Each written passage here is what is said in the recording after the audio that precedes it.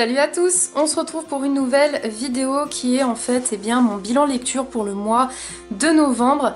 Le début de la vidéo est très bizarre puisqu'en fait en voulant faire le montage, je me suis rendu compte que j'avais effacé une première partie de ma vidéo où je vous parlais d'un roman et du coup je me suis dit que j'allais vous la tourner comme ça en stand-by à la mano. Mais du coup ne soyez pas surpris que à la fin de cette vidéo vous me voyez dans une autre tenue qui fait jour alors que là il fait nuit. J'ai voulu faire plus simple pour que cette vidéo sorte dans les temps et on s'en fout, j'ai envie de vous dire, du mode de filmage du moment que je vous parle du roman. Il faut savoir que fin octobre j'ai terminé un roman que je ne vous ai pas parlé dans mon bilan lecture parce que je pensais lire d'autres romans, et pour le mois de novembre, eh bien c'est simple, je n'ai lu que 2 livres donc vous allez les avoir dans la suite de la vidéo.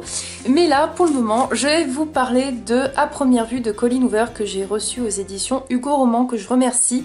C'est le tout dernier roman de l'auteur dans lequel on va suivre Merritt Voss. Donc en fait, Merritt, il faut savoir que c'est une jeune fille qui est dans une famille où les relations sont très compliquées. Elle a son père qui est avec une nouvelle femme avec lequel ils ont eu un enfant, qui est donc son demi-frère, le plus jeune. Elle a sa mère aussi qui vit avec eux sous le même toit, donc vous voyez le truc comme c'est compliqué. Elle a une sœur et elle a un grand frère. Et en fait, il va se passer quelque chose, un événement. Elle va rencontrer un garçon qui se nomme Sagan, avec qui elle s'entend super bien. Et en fait, ce garçon, il va se passer plein de choses avec lui. Et en même temps, je vous cache pas qu'au début que j'ai commencé ce roman, je m'attendais à une romance, justement, avec ce garçon. Et le roman ne tourne pas du tout autour de la romance, mais plutôt sur le fait que les secrets qui sont gardés au sein d'une famille peuvent avoir de très gros impacts sur le bien-être physique et psychologique des enfants. On voit à quel point une personne qui manque d'affection, qui manque de reconnaissance et qui se sent invisible au sein de sa famille, eh bien ça peut la faire devenir complètement dingue. Et c'est vrai que je me suis beaucoup attachée à Merritt parce qu'en fait elle me fait de la peine. On voit que vraiment elle a l'impression d'être transparente dans sa famille. Elle garde les secrets de tout le monde et les secrets forcément ça a un poids. Et au bout d'un moment elle va décider de péter un plomb et de balancer en fait tout ce qu'elle sait sur les uns et les autres, et forcément ça va faire des étincelles. Et c'est vrai que la famille Voss sont très particuliers quand même. Ils ne sont pas démonstratifs dans leurs sentiments. Ils ne se disent pas je t'aime par exemple. C'est vraiment... on sent qu'il y a des choses qui ne sont pas dites, des non-dits comme on peut dire. Et c'est vrai que du coup ça m'a énormément plu à ce niveau-là. En fait ça change complètement des romans de Colleen Hoover. Sa plume est toujours la même. L'histoire en elle-même fait beaucoup réfléchir. En tout cas, j'ai vraiment passé un bon moment de lecture. Il y a certains personnages qui certes ne m'ont pas plus intéressé que ça, mais l'essentiel c'était que le personnage principal qui est Merritt m'a vraiment touchée, elle m'a fait de la peine. En fait, je me mettais à sa place et c'est vrai que dans ce roman, plus on avance et plus on a envie de savoir ce qui va se passer. Donc j'ai vraiment passé un super bon moment de lecture. Je lui ai mis la note de 3 sur 5 et je vous laisse le lien de ma chronique en barre d'infos. Du coup, je vous laisse enchaîner avec la suite de la vidéo. Attention, changement de tenue et de décor, et en plus de ça, de nuit à jour. C'est parti. J'ai ensuite lu Calendar Girl, le tome 10, octobre, par Audrey Carlan, publié aux éditions Le Livre de Poche, que je remercie. Bon, pour la 10e fois, je vais vous résumer vite fait ce que c'est que les Calendar Girls. On va suivre Mia, qui est une jeune femme qui, chacun des tomes, va rencontrer un nouveau client dans une nouvelle ville différente puisqu'elle est escort girl de luxe. Donc elle accompagne des hommes riches pour jouer soit la petite amie, soit l'actrice, etc. Et elle fait ça tout simplement parce que son père est actuellement dans le coma et il lui a laissé une sacrée grosse dette à payer. Plus elle doit bien sûr payer les frais de scolarité de sa sœur. Donc en gros, voilà l'histoire de Mia.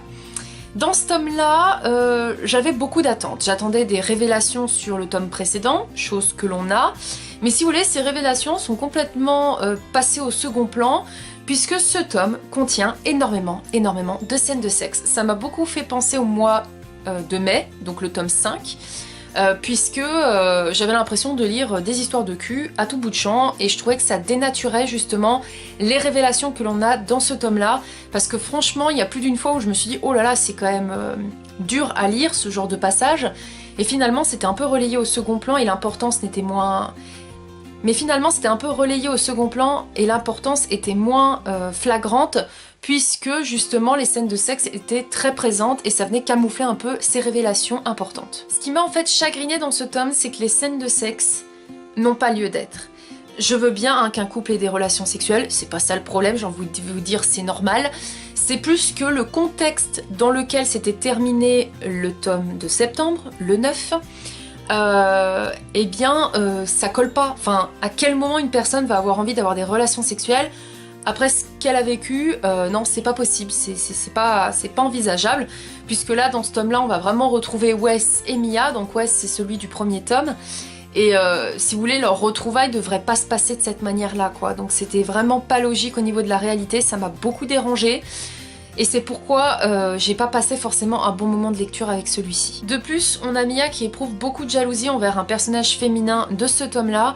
Des jalousies qui n'ont pas lieu d'être parce que très sincèrement, je voyais pas l'intérêt en fait dans ce contexte qu'elle est de la jalousie.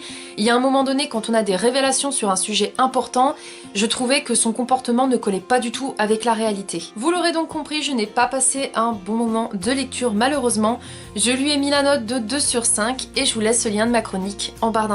Et enfin, eh bien, le dernier roman que j'ai lu en novembre, qui est donc le deuxième, puisque je n'en ai pas lu plus, il s'agit de When It's Real de Erin Watt. Donc en fait c'est un duo d'auteurs. Il y a justement Ellie Kennedy qui a coécrit ce roman, publié aux éditions Hugo Neway, que je remercie, et j'ai passé un super bon moment de lecture avec celui-ci qui, très sincèrement, n'est pas passé loin du coup de cœur. Ici, on suit Oakley Ford qui est un musicien très connu. C'est vrai que, on va dire, le public visé avec ses chansons, c'est surtout des petites jeunes. Hein. S'il a envie d'en avoir plein dans son lit, il peut, très sincèrement. Sauf que, bien comme toutes les stars, il y a un moment donné où ils ne sont plus au devant de l'affiche, plus au devant des magazines, et il faut faire parler de lui. C'est alors que ses attachés presse vont lui proposer eh bien, de simuler une relation sérieuse avec une jeune femme de la vie de tous les jours qui pourra toucher en fait le public d'Oakley Ford. Et il se trouve que cette jeune femme, eh bien, c'est Vo Bennett. Vo est une jeune femme qui, suite à la perte de ses parents, gère en fait ses frères avec sa grande sœur, et c'est vrai que c'est assez compliqué au niveau financier.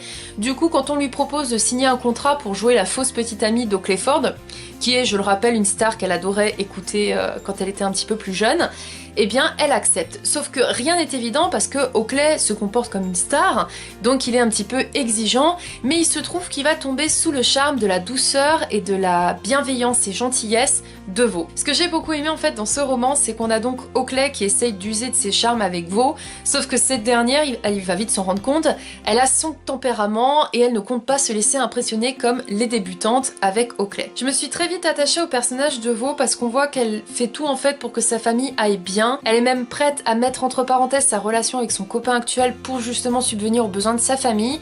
Elle est bienveillante, elle est touchante, enfin j'ai vraiment adoré ce personnage féminin. Il est vrai que ce roman avance très doucement au niveau des étapes de cette histoire, même si on regarde c'est quand même une bonne petite brique, mais ça ne m'a pas dérangée parce qu'en fait l'histoire est tellement belle et tellement douce, enfin c'est vraiment feel good, on a l'impression qu'on mange du chocolat en fait en lisant ce roman.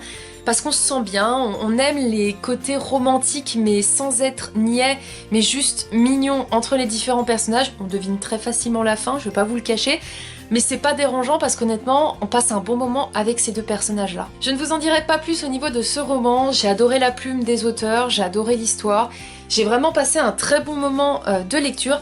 Là où je vous dis que c'est pas passé loin du coup de cœur, c'est que ce qui a fait que ce n'était pas un coup de cœur, c'est plus voilà l'histoire qui était très prévisible et mignonne à tout plein, mais qui ne m'a pas non plus marquée. Mais par contre j'ai passé un très bon moment, donc je lui ai mis la note de 4 sur 5 et je vous laisse le lien de ma chronique en barre d'infos. Cette vidéo est maintenant terminée, j'espère qu'elle vous aura plu. N'hésitez pas à me dire si vous avez lu l'un des livres que je vous ai présentés et si oui, ce que vous en avez pensé. En tout cas, moi j'essaye de lire un petit peu plus, c'est un peu compliqué avec mon nouveau travail, puisque j'ai plus de responsabilités, donc le soir je vous cache pas que j'ai plus trop le temps de lire, je suis assez crevée. Mais je vais essayer justement de reprendre un bon rythme de lecture. Il faut savoir, si vous ne le savez pas, que mon partenariat avec Hugo Roman s'est terminé puisque je n'ai pas souhaité renouveler une année de plus. Je préfère laisser ma place à d'autres personnes parce que moi ça fait quand même déjà 2 ans et demi que je suis partenaire avec eux. C'était un partenariat génial, il n'y a pas d'autre terme, hein, justement, ils m'ont fait découvrir des pépites. J'ai d'ailleurs encore des services presse en attente qu'il faut que je lise pour eux, mais en tout cas, voilà, je repars avec aucun partenariat pour l'année 2019. J'ai également le livre de poche qui m'a envoyé novembre et décembre en Calendar Girl, plus les autres romans qui m'avaient envoyé en service presse que je compte lire. Mais c'est pour vous prévenir que j'ai décidé d'arrêter mes partenariats parce qu'entre le travail et ma vie perso, je n'ai plus forcément le temps de respecter les délais et j'ai horreur de ne pas respecter de délais. Néanmoins, il peut s'avérer qu'au cours de l'année 2019, j'accepte des partenariats occasionnels, que ce soit des auteurs auto-édités, que ce soit de la masse critique Babelio ou encore d'autres maisons d'édition, mais j'en aurai plus des réguliers au mois le mois parce qu'en fait j'ai beaucoup de livres dans ma palle que j'ai envie de lire et j'ai envie de lire ce que j'ai envie quand j'ai envie. Donc voilà, c'était la petite parenthèse pour vous prévenir que après vous m'entendrez plus vous dire je remercie Hugo Roman ou je remercie le livre de poche, puisque j'ai décidé d'arrêter les partenariats. J'ai été très contente d'en avoir, mais j'aspire à de nouvelles choses, donc j'ai décidé d'arrêter. J'espère que cette vidéo vous aura plu. N'hésitez pas à me dire vous aussi ce que vous avez lu au mois de novembre, et je vous dis à très vite pour de prochaines vidéos. Salut!